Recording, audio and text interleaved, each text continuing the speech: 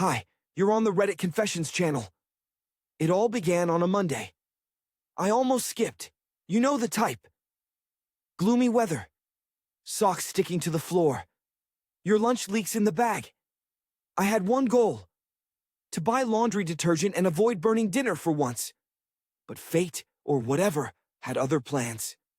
I was standing in the checkout line at Randall's, holding the cheapest detergent I could find, scrolling through my emails when her message popped up like a slap to the chest. "We're just having dinner with him. Don't worry, smiley face." There was no context, no follow-up, just that one line with that infuriating smiley face. Her name is Lana. We've been married 12 years. She used to call me her cozy place. Now she calls me too predictable, and my name Marshall, 41. Underpaid, overloyal, and apparently very good at ignoring obvious signs like her suddenly dressing better for errands or locking her phone with a new passcode after a software update. But this was a new-level dinner with him. Who the hell is him? I stood frozen in the checkout line while some teenager behind me sighed because I wasn't moving fast enough. I paid for the detergent but left the store without it. My mind was already unraveling like a loose thread on a cheap sweater. I got in my car and stared at my phone. Not at the message, but at the pattern. How many late meetings had there been lately? How many weekends did she need to breathe away at her sister's cabin? Then I remembered something even more chilling. Just 2 nights ago, she laughed in her sleep and mumbled, "No, don't, he might hear us." I thought it was a dream. Now it felt like a replay. Still, I didn't reply. I just drove, not home. I parked in the same place she always tells me not to. Near the overlook where we used to drink gas station wine and talk about baby names we never used.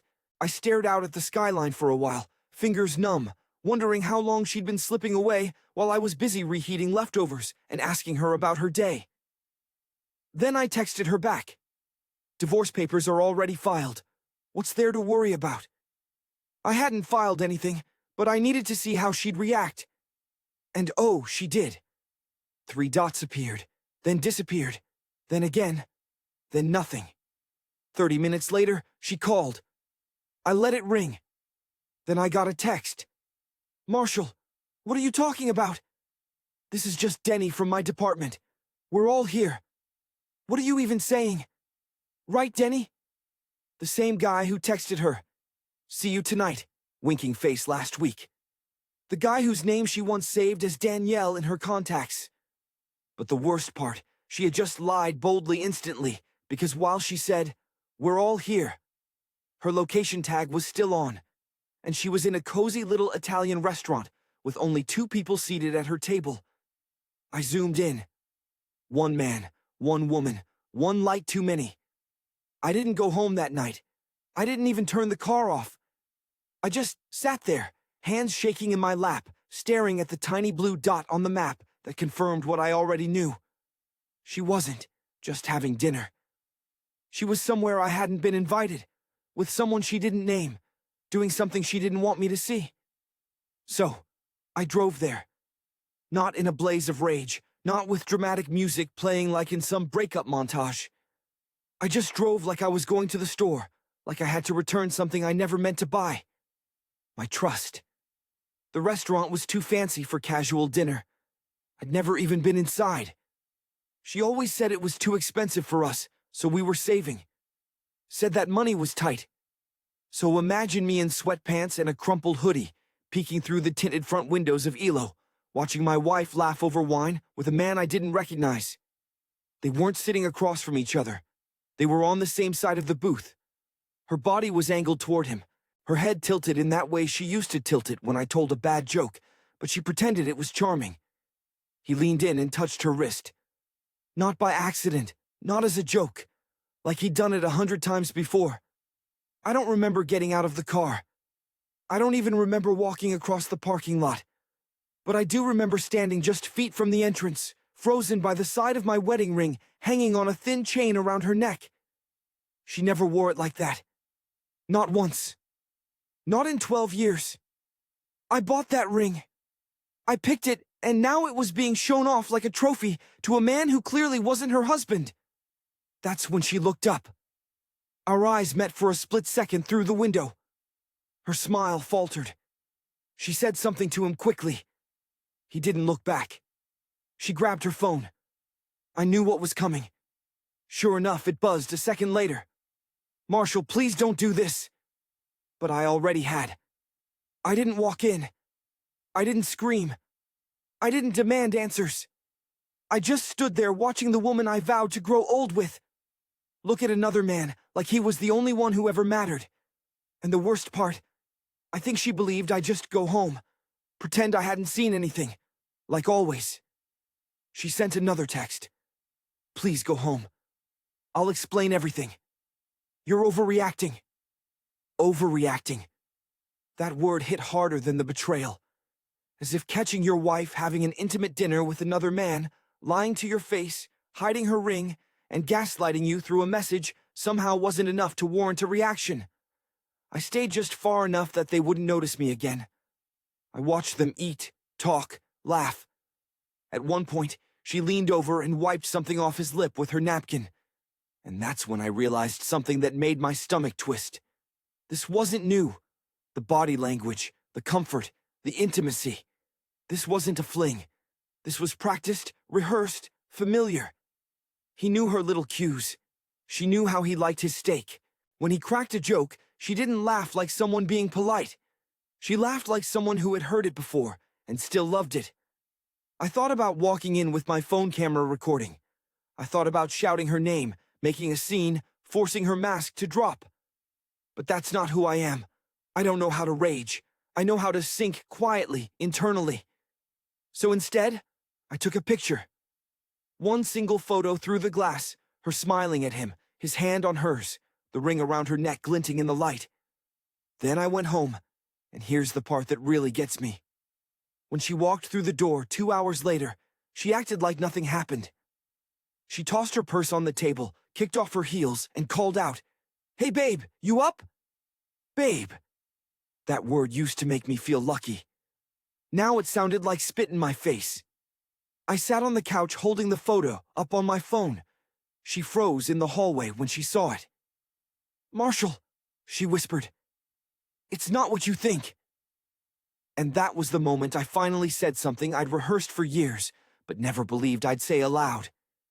"No, Lena, it's exactly what I think." She stood in the hallway like a child caught stealing. Her shoulders hunched, her eyes scanning the room for the right angle. She didn't rush to me. She didn't cry. She just stood there calculating. I didn't say a word. I just kept staring at the photo on my screen, letting the silence stretch so far it started to hum in my ears. "I know what it looks like," she finally said. That phrase, that pathetic phrase that always means exactly what it looks like. "His name is Darren," she continued like I'd asked. "He's a friend, just a friend. I knew you'd take it the wrong way." I laughed, not because it was funny, but because it felt like the only thing I could do to keep from screaming. "You mean the Darren whose hand was on yours for 2 hours straight? That Darren?" She flinched, but only for a second. Then she crossed her arms, like I was the one on trial. "You've been distant for months, Marshall. You barely notice me anymore. Everything is always about your stress, your work, your sleep schedule. So, your solution was to hold hands with Darren in a restaurant you told me we couldn't afford. That shut her up for a second.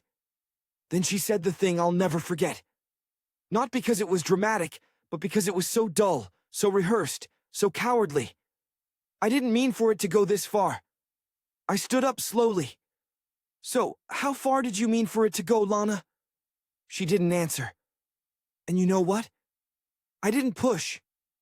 I didn't want details. I didn't want timelines or excuses or emotionally manipulative tears. I'd spent so long carrying the blame for things I didn't do that I almost expected her to say it was my fault she cheated.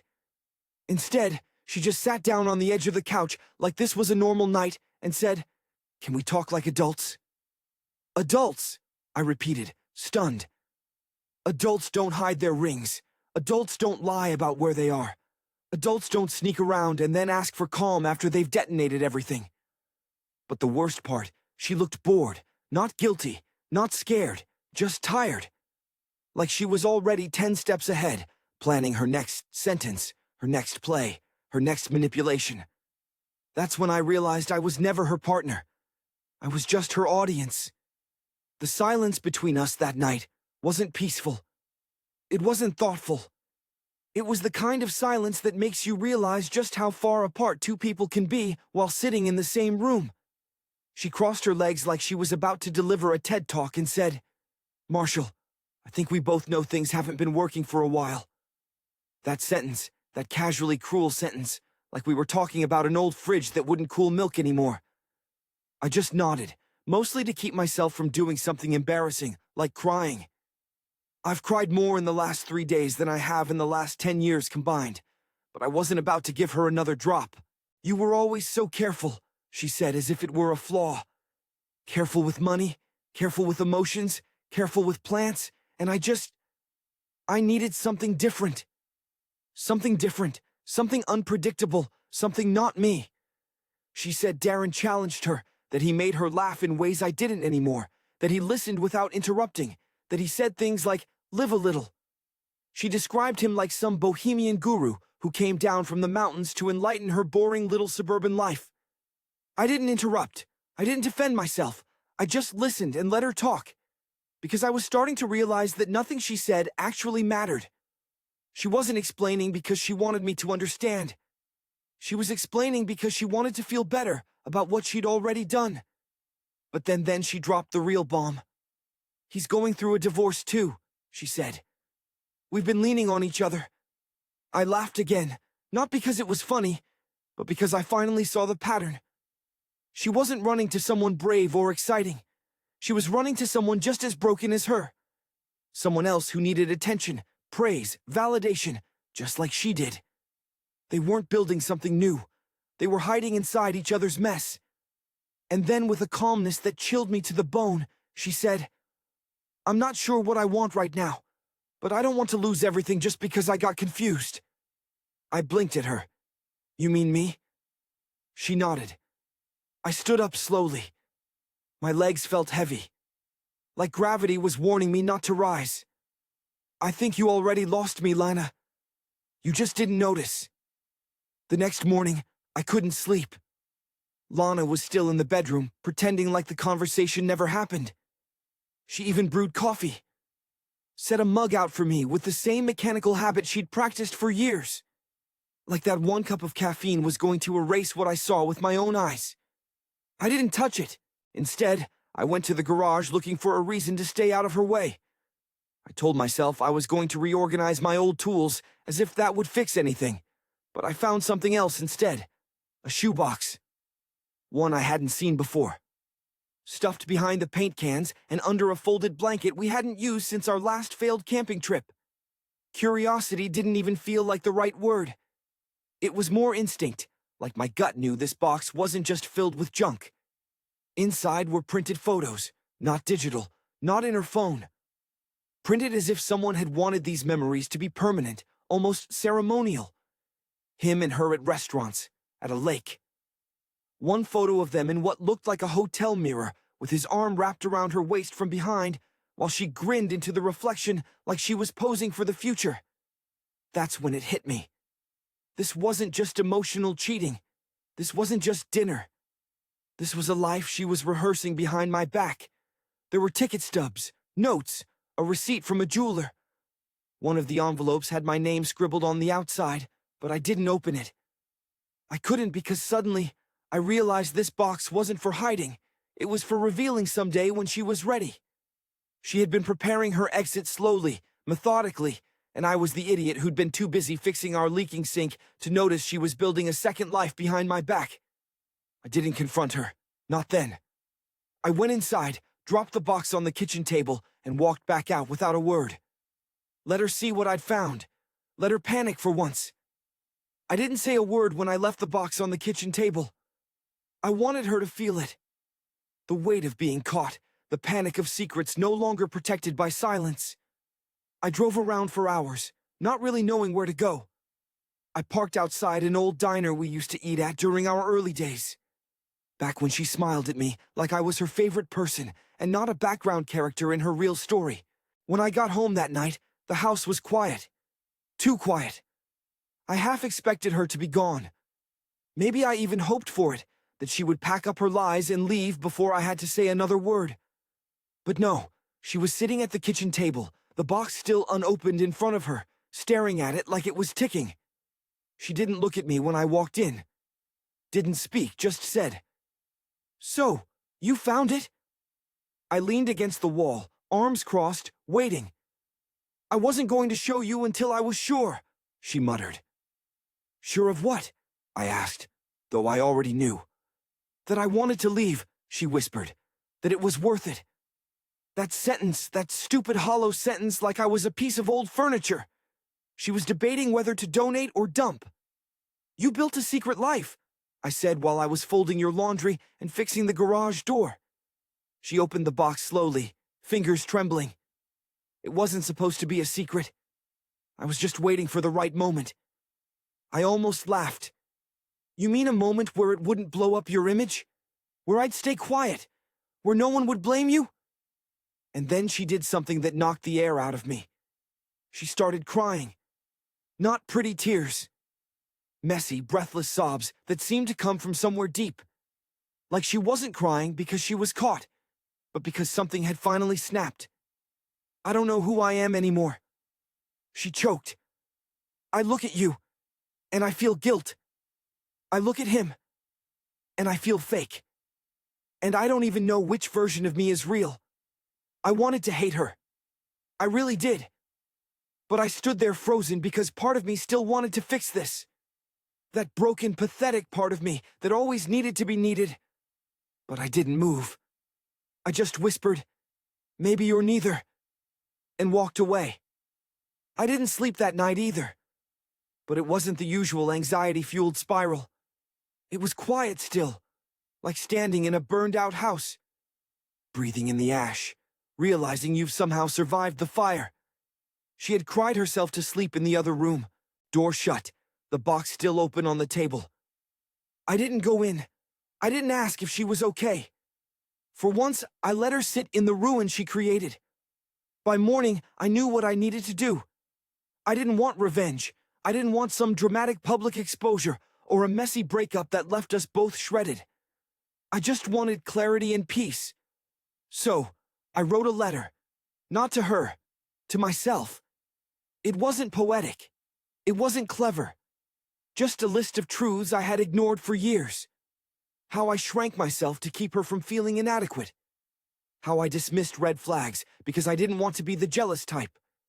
How I was so afraid of losing her that I never stopped to ask if she had already left me emotionally. Line by line, I wrote it all. Not for closure, but for understanding. Then I packed a bag. Nothing dramatic, just enough for a few nights. I didn't slam doors. I didn't make noise. I left the letter on my pillow and walked out. The air outside felt different. I stayed at a motel on the edge of town that smelled like old carpet and microwave popcorn. And it was perfect. For the first time in what felt like forever, my phone was silent. Not because no one cared, but because I wasn't waiting for her to say something that made it all okay. A week later, I filed for divorce. For real this time, she didn't beg, she didn't scream. She just nodded like she had known this was coming and couldn't stop it. Maybe she was sorry. Maybe she wasn't. But that was no longer my burden to carry. I'm not healed. I'm not suddenly whole. But I'm not her shadow anymore. I signed the papers, folded my letter, and finally looked in the mirror without flinching. It turns out peace doesn't come with answers. It comes with letting go of the need for them. Thanks for following this story on the Reddit Confessions channel. Now, tell us which moment in Marshall's story hit you the hardest and why. Drop your thoughts in the comments, and if you've ever faced a similar crossroads, we'd love to hear how you handled it.